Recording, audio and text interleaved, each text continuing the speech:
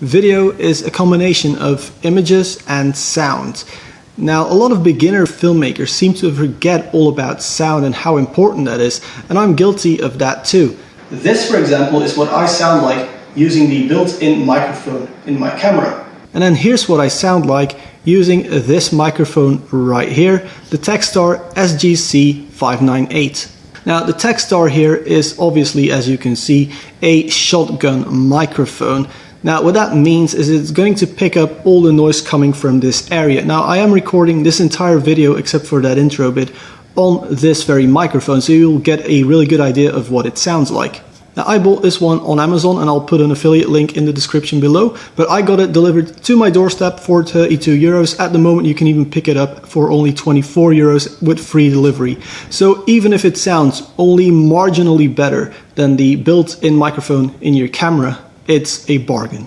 Now, obviously, sound is a very personal thing, but let me know in the comment area what you think. Personally, I think you can compare it to a Video Mic Pro from Rode, for example. Given that this is a review though, let's start with the packaging. It's very well packaged. It comes in a very nice foam wrapping, so it really won't get damaged no matter how careless your delivery guys are. Now, in order to use it, you will need a AA battery, and that one is not included. Actually, nothing is included. You just get the microphone and this handy little carrying pouch for people who use that sort of stuff. But it's handy when you throw it in a backpack, for example, that you won't get it dirty. Moving to the microphone itself then, it's fairly average size. It's not a giant shotgun microphone, it's also not a tiny one. And on the main body there are 3 buttons. So button number 1, that's power, with a green power indicator light at the rear of the microphone, so you know that it's actually turned on. The second button is the gain adjust. You can actually increase the gain by 10 decibels on the microphone itself, which can be handy if your camera's recorder isn't all that good, but it also produces a bit of noise of its own. So I would just recommend editing all the sound in post to make it louder if you really need to. But I'm not going to edit any sound of this main track in this video, so that will be a good idea for you. And I'm recording this straight into a Panasonic G7. There's also a third button in the front. I found that if you just leave it to the flat line setting, it gives you best audio quality. If you set it to the kinked line setting, it kind of creates a bit of noise in the background. So just leave it on the flat line setting. Now, as you can see, this microphone comes with a foam guard over the actual microphone itself, and this should help with some wind noise without muffling the sound too much. Now, you can always get a dead cat afterwards if you're going to film in really windy conditions, but as we'll see in just a bit, it already does a fairly good job. Like other more expensive microphones, it also comes with a built-in shock mount. So it mounts to a 3/8-inch tripod thread or light thread, and then obviously you can adapt it to a 1/4-inch thread as well if you really want to. But it also comes with 2 mounting points. You can mount it in the middle and all the way back, so it won't interfere with your electronic viewfinder or your normal viewfinder when the microphone is mounted. And that's a really handy option. Also, the shock mount itself uses some rubber brackets, I guess they're called, and you get a few extras, so if for some reason they wear out or they break, you can easily replace them. Now, to me, what really stands out with the Takstar is just how light it is, and this is great if you mount it to a gimbal, for example, and you still need audio. Now, as a downside, you do get a full plastic construction, so it doesn't feel super high-end, but then again, you can pick one up for 24 euros at the moment, so if you break it, it really isn't a big deal. Time for some audio samples then. So this is the Takstar SGC-598 recording straight into my Panasonic G7, and that's without any music playing in the background. If I start playing some background music, for example, this is what it starts to sound like. I'll also move this thing around a little bit so you can hear that if it gets more towards the front of the microphone, it's a lot louder music.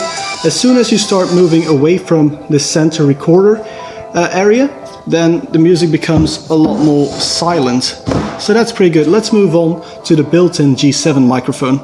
So this is what the microphone that's built into my camera sounds like. This is a Panasonic Lumix G7, and this is without any background noise at all. As soon as we start adding in some music in the background, say you're at an event or something and you really need to record, there's no way to position the microphone anymore. So now, no matter if I hold it here or here, the music will always be at more or less the same sound level, even if I turn the device around so that the audio is firing at me. So that's really a reason to go get something like a shotgun microphone. But there's also another way, the lavalier microphone. And so right now I'm recording with the microphone that I usually use on this channel. This is the lavalier microphone that's attached to the Rode Wireless Filmmaker kit. As you can hear, without any background noise, it actually sounds really good. But as soon as you start moving around, there's some noise going on because of your clothes, for example. You don't have that with the shotgun or with the camera's built-in mic. If there's music going on in the background, it also picks it up. Not as much as the built-in microphone, but also not as little as this shotgun microphone when the audio source is not pointed directly at it. So I'll just move the audio source around a little bit so you can hear what the effect is. And also, of course, if I fire the audio source directly at this little lavalier microphone, you can really audibly hear it. Right, and then here is one for the vloggers among you. This is what it sounds like outside with a bit of a breeze going on, and the included foam shield for the microphone. That's an airplane flying over, so hopefully that should be fine as well. And let's go back inside because it's starting to rain now. So as you could hear there, the Takstar SGC-598 actually does a really good job of removing background and wind noise, which makes it great for vloggers or for you action sports folks. If you want to like grab the noise of a skateboard hitting, but you don't want the wind noise from the background, it's probably a great option to go with. The recording pattern is actually quite nice to me. It's probably better if you're female with female vocals, because while it is a flat recording pattern, it does pick up the treble just a little bit more than it does the really low tones. But again, nothing you can't fix in post, and actually you get a lot of flexibility when working with this one in post-production. So to conclude this video then on the Takstar SGC-598, you only heard me say positive things about it, and I'm going to continue with that. It comes with a shock mount, it comes with a wind cover or the foam cover. It's super cheap and it sounds amazing for this €24 price point that the microphone is at the moment. So if you already have an expensive microphone, buy one or buy two, use them as backup. They're really inexpensive to keep around, so go ahead and do that. If you are on YouTube at the moment, or any other sort of filmmaking really, and you don't have a microphone yet, go get it as well. If you're looking to spend under 250, 300 euros, then this is probably the best value for money mic that you can buy right now. And it's already been on the market for quite a few years, so we also know that there are no major issues with it. Anyway guys, if you like this video, please hit that like button. Also hit the subscribe button, and I have to ask you apparently to click the little bell icon or you won't even see when I post a video. So hit the subscribe button and the little bell icon, make sure both of those are on.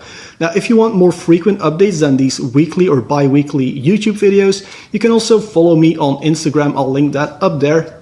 And if, like the awesome people also up here on your screen, you want to support this channel with better recording equipment like microphones, there's a Patreon page for that. For now though, thank you very much for watching, and I'll see you guys in the next one.